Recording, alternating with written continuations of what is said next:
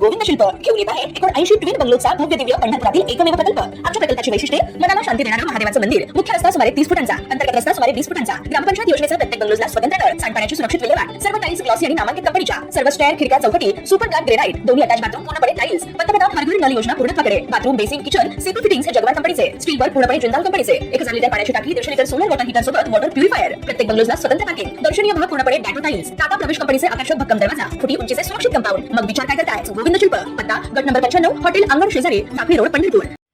प्रेम प्रकरणातून निर्माण झालेल्या मानसिक तणावामुळे एका तरुणाने टोकाचा निर्णय घेत आत्महत्या केल्याची हृदयद्रावक घटना अलिबाग शहरातील रामनाथ परिसरात उघडकीस आली आहे। या घटनेमुळे शहरात हळहळ व्यक्त होताना दिसत असून नात्यातील तणावाचा शेवट दुर्दैवी घटनेत झाल्याची चर्चा रंगली आहे। अक्षय युवराज निकाळे, वय वर्ष 30, राहणार रामनाथ, अलिबाग, मूळ नाशिक असं मृत युवकाचं नाव आहे। या प्रकरणी प्रसाद रमेश गुरव, वय वर्ष 30, राहणार रामनाथ, अलिबाग यांनी फिर्याद दिली असून अलिबाग पोलीस ठाण्यात या प्रकरणी अकस्मात मृत्यूची नोंद करण्यात आली आहे।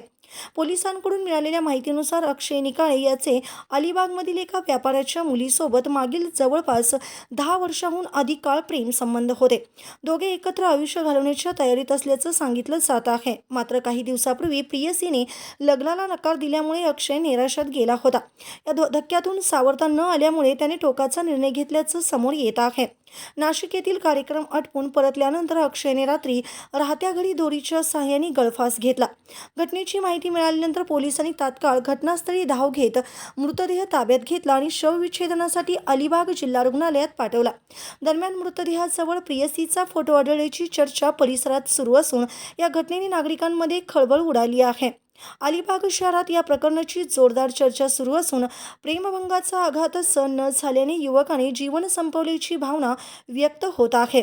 या प्रकरणी अलिबाग पोलीस ठाण्यात आकस्मिक मृत्यूची नोंद करण्यात आली असून पोलीस निरीक्षक किशोर साळे यांच्या मार्गदर्शनाखाली सहाय्यक पोलीस निरीक्षक हनुमंत शिंदे अधिक तपास करीत आहेत।